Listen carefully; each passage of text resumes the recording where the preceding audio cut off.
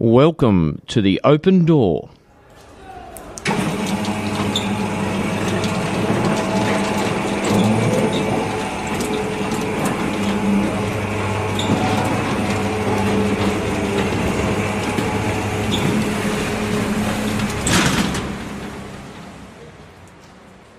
A look at behind the scenes of the world-famous KRGS doors. Thank you for joining us on the first episode of The Open Door, a look at behind the scenes of the world-famous KRGS doors. Based here at Preston's in New South Wales, but we manufacture and ship products Australia and worldwide. I am joined by our Managing Director, Clayton Blackman. Well, thank you for joining us. Pleasure to be here. And our other owner and operations manager, Phil Blackman, thank you for joining us. Thanks very much. I am your host, Drew Blackman. There's plenty of Blackmans in that introduction, but I am your host. And we thought we'd take a look at just a quick behind the scenes of what's happening here in the world of KRGS doors. Gents, the last month's been fairly hectic. Over 210 doors manufactured for the month. A couple of big jobs. Clayton, what are your thoughts on the big jobs? Oh, mate, some big numbers for the month, turning over that amount of doors. And then, obviously, we've got a couple of big projects on the go. You've got a couple here on the run sheet that we're going to discuss further. But, yeah, there's some nice infrastructure work happening here in Sydney and happening all around Australia at the moment. It's nice to be a part of it. What do you think is the infrastructure? Why is it happening? Is it because of the pandemic? We're on the back of that now, and I think so, mate. Yeah, I think we had a time there during COVID. Obviously, the construction and the building industry was still going during COVID. Like, it didn't affect us at all. But yeah, obviously here in Sydney we haven't had too many new shopping centres, and that's obviously our main core business.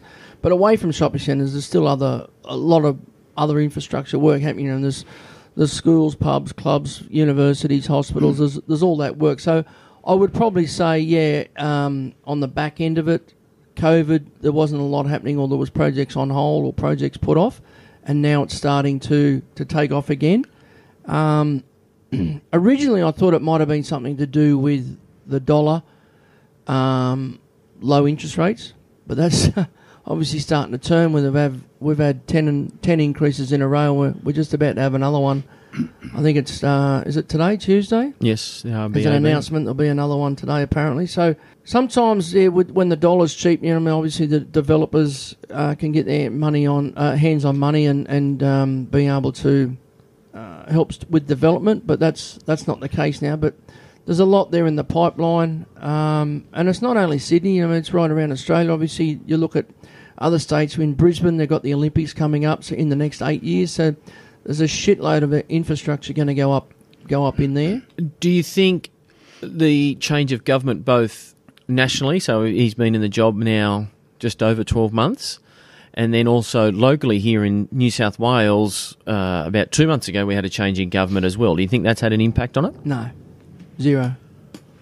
No. These, both federal and state leaders, they're still shaking hands and kissing babies. They're still running off There's been no major announcements from either of these two governments. You know what I mean? They're just picking up the pieces of what the previous governments had run. And so that they've got no new infrastructure plans or no new. They're just coasting. It's interesting though that they've just announced a wage increase coming the 1st of July for minimum wage earners. That may have an impact on the retail side of things as well. Big time. Where obviously the staff in the retail, there's a variety of ages there and wage levels. But obviously that's going to have an impact on retail and also hospitality as well. Big time. And these guys, these governments, mate, they're obviously for the Labor government for federal and state. They're obviously there for the workers. They're not thinking small business like. No way in the world. You know, I mean, it's all right for the government to come out and say, oh, yeah, we're going to get you increased wages. That's fine. But where's it going to come from? Yeah. The small business. You're just going to screw the small business even further and try and put their head in a noose to come up with the extra dollars. And again, that stems back to that interest rate that they're screaming for money, trying to get money, or that type of thing. So it's a vicious circle. If you want the workers to get extra money, help the small businesses. Give them some sort of tax relief or some sort of helping hand to be able to survive. Because this country's built on small business. You know what I mean? It survives on the small people, on the small business. You know what I mean? It's not that easy for those business owners out there. Like, if it was so easy, every man and his dog would be doing it, you know what I mean? But, it's the Labor government. They're there obviously for the workers, and they just think, we'll get you an increase. It's not that simple. I read something the other day. I got some minutes of a meeting from the Master Builders meeting here in Sydney, and it was really, really quite scary to read. It was from the CFMEU union leaders down in Victoria, and some of the numbers that they were talking about providing to their members, that going to provide the increases that they're going to be providing for members, like large percentages of increases, there's no like, it's just, this is what we're demanding. There's no negotiating, and if it doesn't happen, we'll be taking action. Yes, it's our way or the highway. Absolutely, and it's just, you're going, like, how does this going to work? Like, there's no, you know what I mean? And no one's doing anything about it. Like, they haven't. No one can take to them. That's purely and simply because of the weak people running the state down there. You know. Yeah. Correct. Just elaborating, Clay, what you said about the interest rate. We've had 12 interest rate increases in the last 13 months. Yeah, I thought this was number 11 coming this week. Yeah. I didn't. Well, that may be maybe number 13 coming. You know. Yeah. So it's pretty heavy. You know, the poor old person out there trying on Struggle Street. You know, and a few of us are like that. Well, look at all these housing data, and the area that I come to work. You come along the freeway and you look at all this new housing that's gone in and so forth. And when families and that have jumped into these premises, like obviously the interest rate was 11 increases less or 12 increases less or something. You know what I mean? So, it's becoming a struggle. I mean, they're that hungry. They're licking the dates off the calendar. Yeah, it's pretty frightening, isn't it? It is scary. So you just wonder where it's going to stop, because the other day we got, obviously, your results come through about inflation was higher than what was first going to be thought of, and you're going, shit, like, where's this going to stop? Where's it going to stop? Yeah, certainly. So you mentioned a couple of jobs there that we've got in the last month we've installed there. There was one out there at Kellyville for Quasar. There's a new shopping centre for one of our good partners, Quasar Constructions, happening out there. There's a new centre in amongst a new housing area at Kellyville North and so forth. There's a new BWS, and I think it's Coles is going in out there. Is that right? Plus also the loading docks, but there'll be a number of retail new stores going in there as well. It's a good, logistically for us, it's a really good centre to work on, because there's two levels. Coles and that's downstairs, and we've had really good access to the loading docks and getting in there early, and they've been really good to work with, Quasar. So we've installed our steel shutters there, Series 3 aluminium shutters and 90mm grill shutters. Yeah, so correct. And then we've got the tenancies to follow up, which will be folding closures and clear vision polycarbonate shutters. So you might have mentioned on our other podcast that there's 4 shopping centres here in Sydney. 7 happening in Sydney currently, and we're doing 6 of them. And again, that's something that we obviously have to manage from a business point of view of stock levels, staffing, all that type of thing. So it's interesting that it hasn't happened, like we've sort of had 2 years off of shopping centres as such. There's been the odd one here and there, but then all of a sudden we've got 7 or 6 at least we know of on the go at once, managing those levels and making sure we've got the stock and can meet the customer requirements. Yeah, it's if it doesn't rain, it pours. Yeah, which is a good thing. Not complaining. We're happy to manage that, but it's just a little bit of planning in the process. Another shopping centre down in the south is Woolaware, which is the new Sharks Leagues Club. Yeah. There's a hotel there and Very good accommodation of the hotel, and then also apartments. Yeah. Which we've done. There's similar there, steel shutters, Did aluminium the steel shutters there on the docks, and then obviously they've put in an Aldi store there. We did some fire-rated shutters there as well, and obviously the entrance to the Aldi and shopping centre there. Yeah, so that one was, again, you mentioned logistics before. That one was a bit interesting because some of those shops and the larger doors were up on level 2 and level 3 and things like that. Logistically was probably one of the hardest ones that we've had for a while. We had to do deliveries out there and get time. Our truck driver had to go out with the timing with the crane to be able to lift them up on the levels, because obviously you can get to the ground floor where the loading dock is, but where our doors are going are up on, like you said, a couple of levels higher. So we had to arrange for their crane and time it in with Inten Construction was the builder, which we've got a very good relationship with Inten. We've done a lot of work with those guys, and we had to go in there and crane it up. They had to crane it up onto the level for us, and had to have guys down on the ground and then guys upstairs on level 2 or level 3 to take delivery. And once we were up onto those levels, it was business as usual, but it just takes a bit of timing with logistics. Well, even I know one of those days we were planning to install and we were out there and it was too windy. Yeah, so the crane couldn't operate. Guys, we can't lift these doors. Yeah, and it knocks you around a bit because you don't plan on going there the following day. But yeah, it was too windy, so trying to take some big 7-metre doors up in the air, it's a bit of a headache. Even, Dad, you might want to elaborate on this around the logistics from a manufacturing point of view. Like these doors are 7, 8, 9. I think there was 2 12-metre doors there as well. Manufacturing them and then also transporting them to site. Yeah, we're fortunate enough, though. I agree with the staff we've got. They're well and truly capable of manufacturing it within the time given.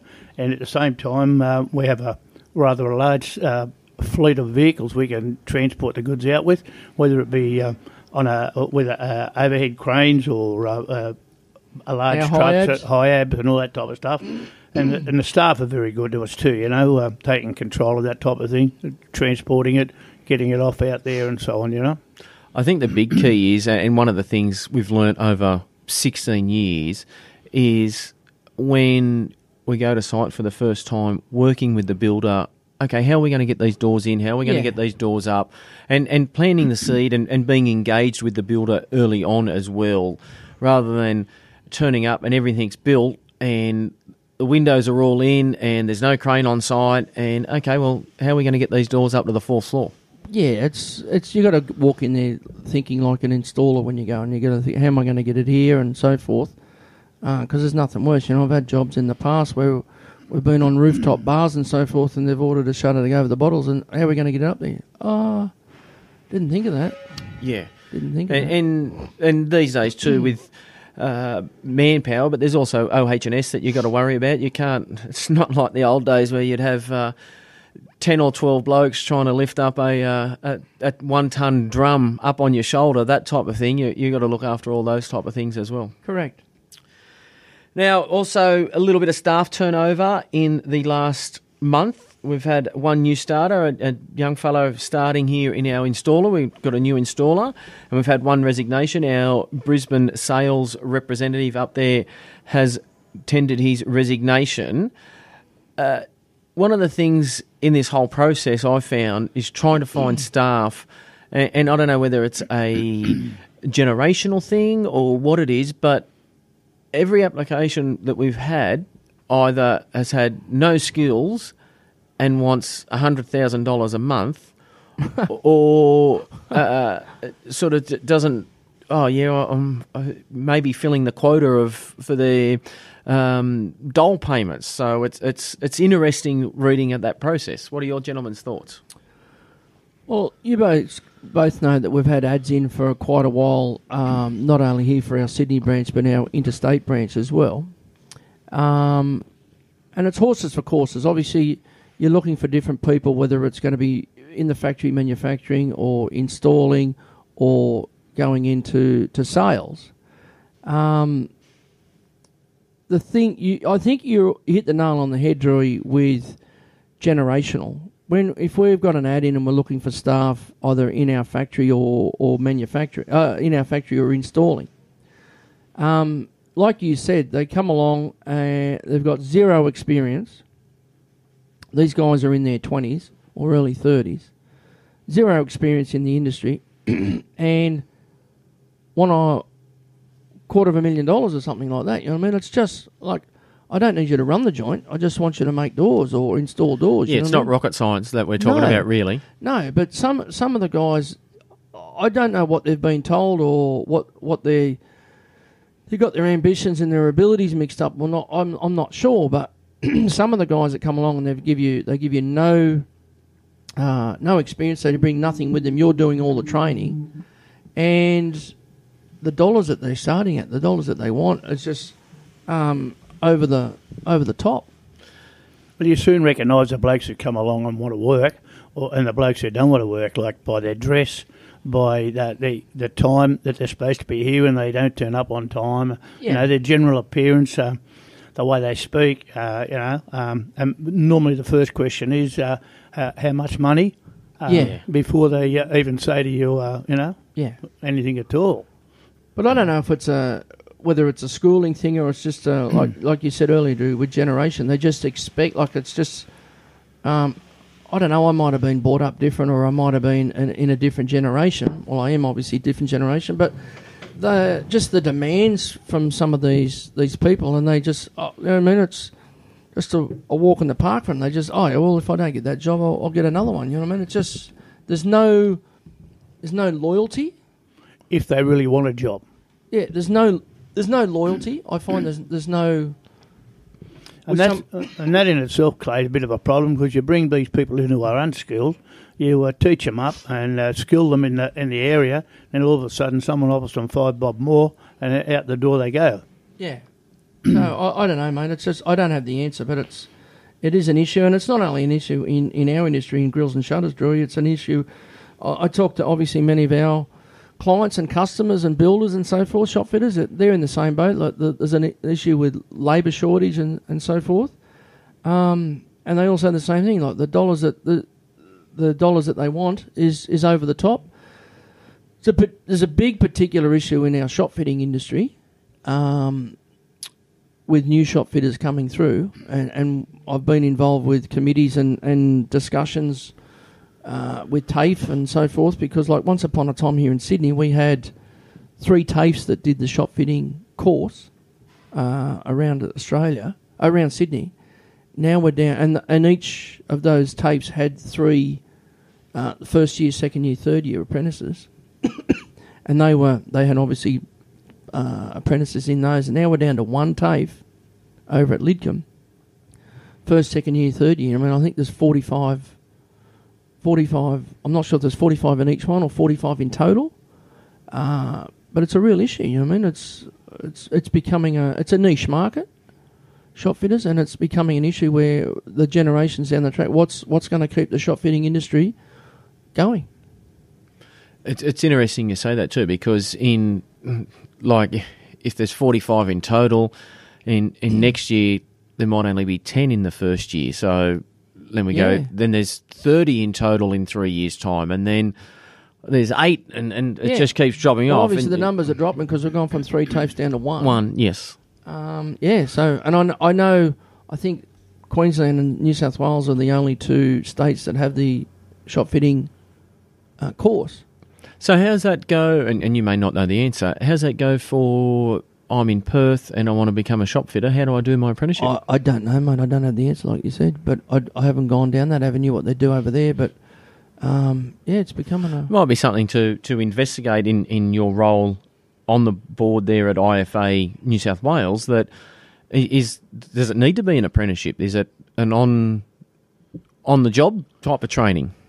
Well, obviously with the apprentices, they're only going to TAFE 1 day a week or 1 day a fortnight or whatever it is. So it is an on-the-job thing. Obviously, it's more practical than a TAFE, but it's a worry with not only shop fitting, but I know with skilled labour, with all of them. You know what I mean? I partially blame the careers advisors at the high schools, because not all kids want to go to university. Yes.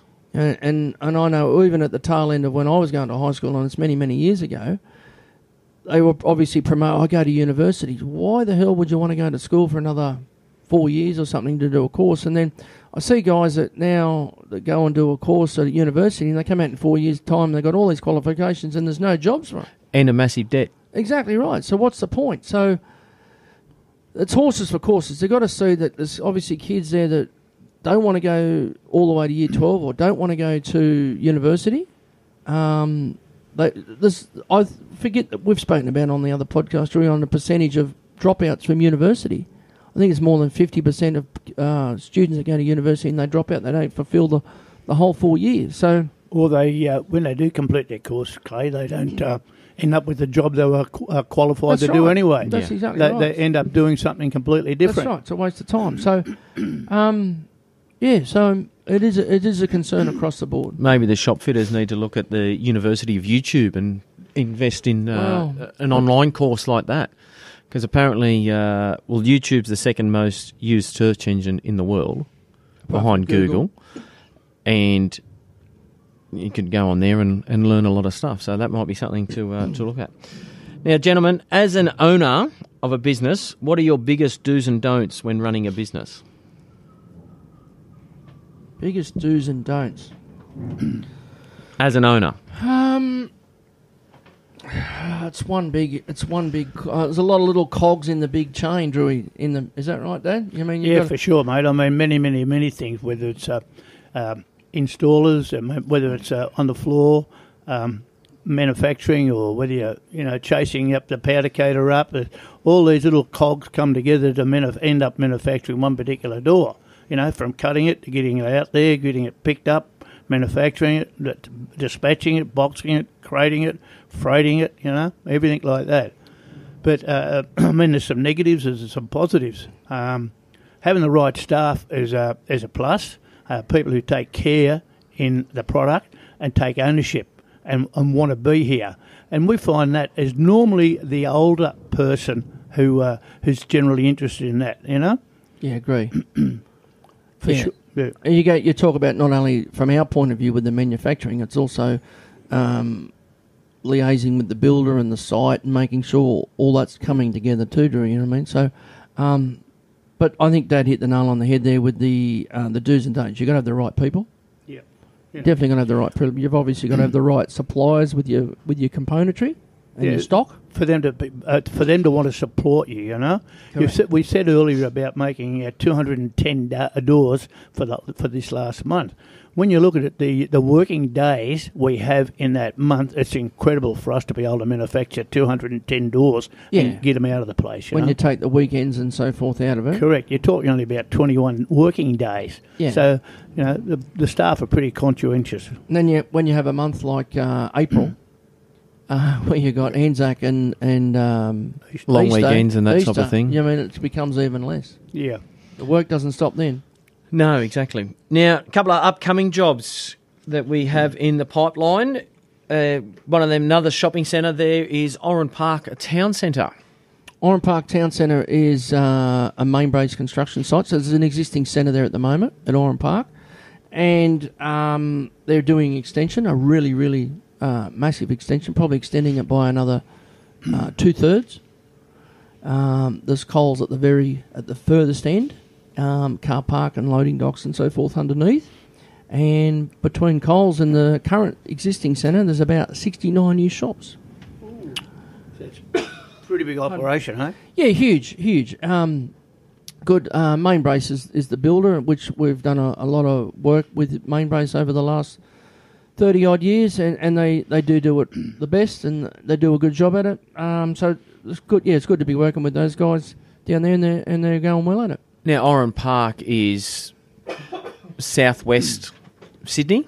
Southwest corridor of Sydney, correct? And that's probably one of them areas you mentioned earlier when you're driving in, those houses that are on that side of that freeway there, which is urban spread. You go along there and it's rooftop after rooftop after rooftop. Yeah. Do you think, and I don't even ask, do you think that is one of the reasons that they need to extend that shopping centre, big time, mate. because of the housing and the urban spread out in that area. Yeah, I think in all that area, just in those 3 blocks, they're doing a neighbourhood centre across the road from this new shopping centre. They're doing a big swimming pool, aquatic centre behind it. So just in that, within 2 good drop kicks. I mean, there's lots of stuff, and obviously housing. You drive in off Camden Valley Road, all the way into Oran Park there, and it's just house after house after house. Yeah. So well, it originally started when the racetrack was out there. Current racetrack, where it they was, closed that down and turned that into housing estate,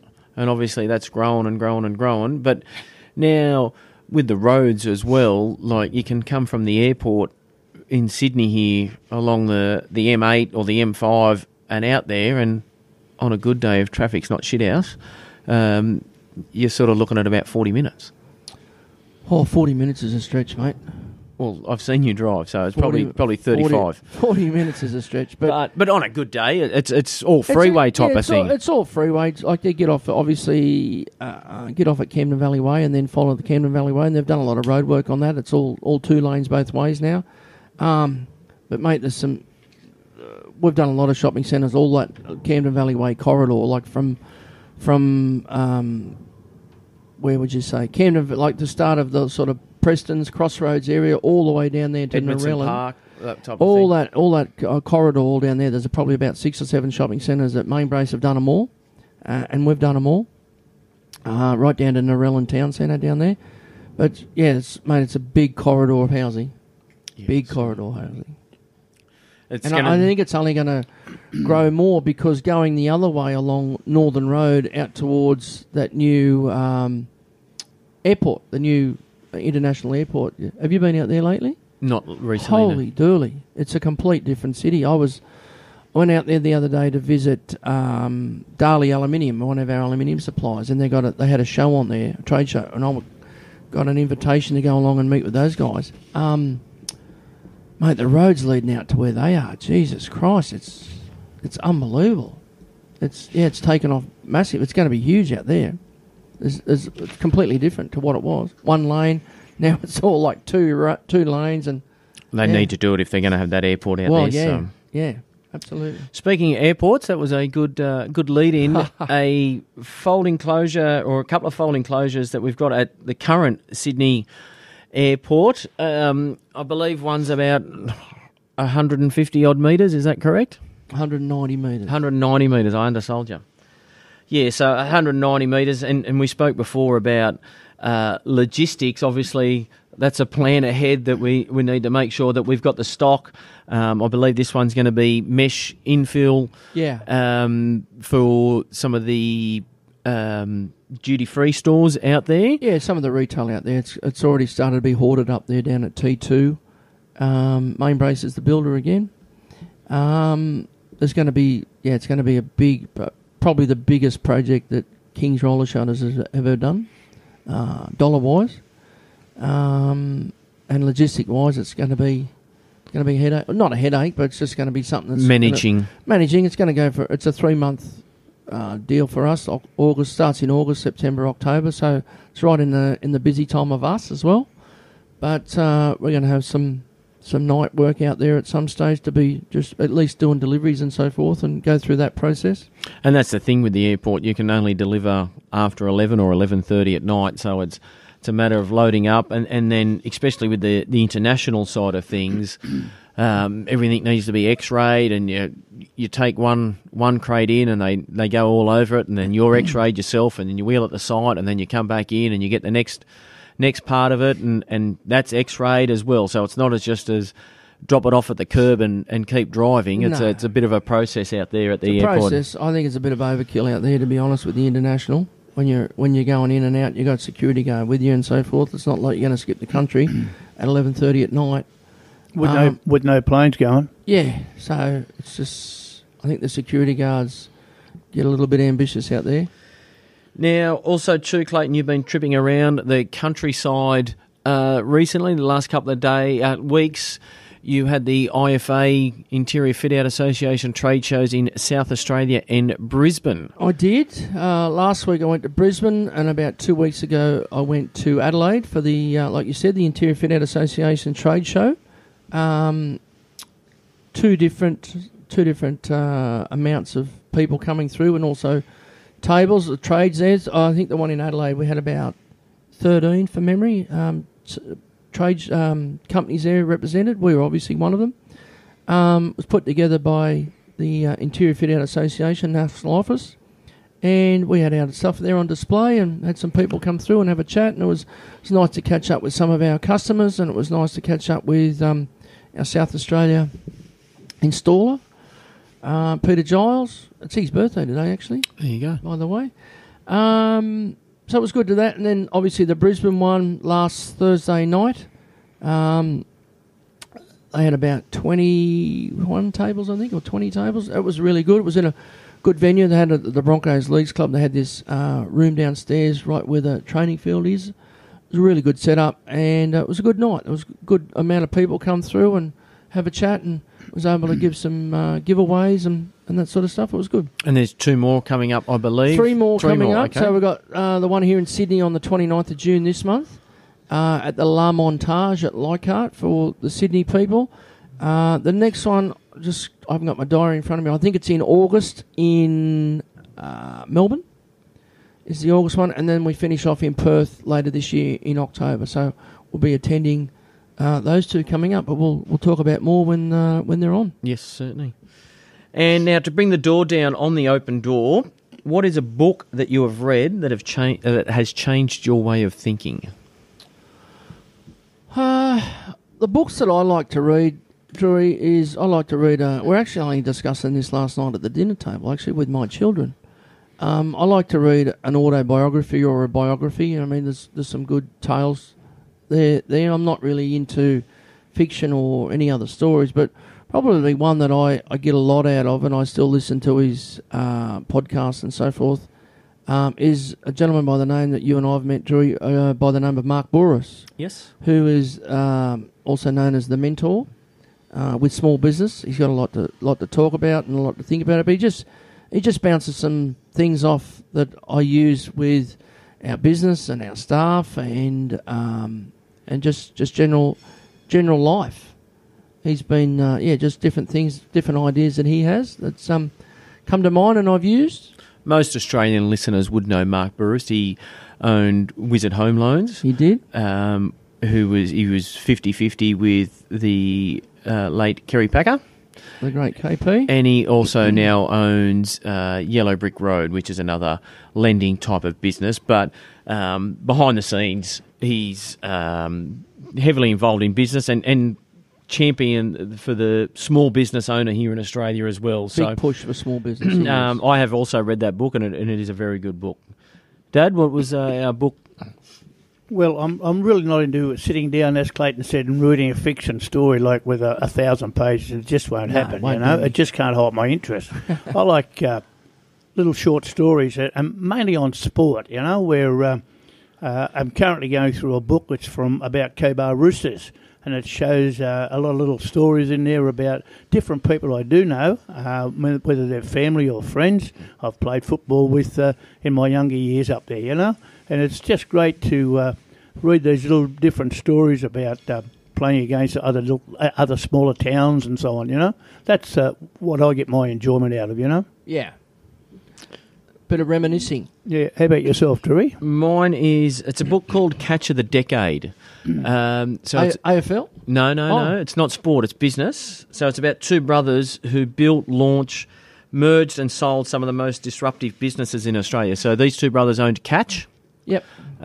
Which is now an online marketplace, and they sold that. They own Scoop On. Who did they sell that to? I'm not too sure. I'm not too sure. It's in the book, but I can't. I should know, but I can't recall. And also Menulog. So they owned all these businesses, built them up. So the Catch story is unbelievable. If you got a chance to read the book, so they just went out and brought seconds, probably similar to Keith Lord back in the day.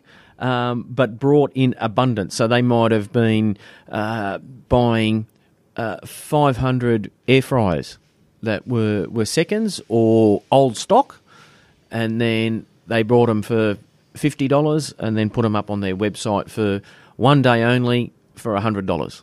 Yeah. And then just went and brought the speaker, the radio, whatever it was. Promoted the marketing side of things because the people thought they were getting a deal. And then the new vacuum cleaner that cost them $50, they sold it for $150. One day only. This is your catch of the day. That's how it started. And now then they sold it for astronomical amounts of money. So that's a really good book. Geniuses. 2 of them. Was that? Did they have any fishing rods there on catch of the day? They might have. So.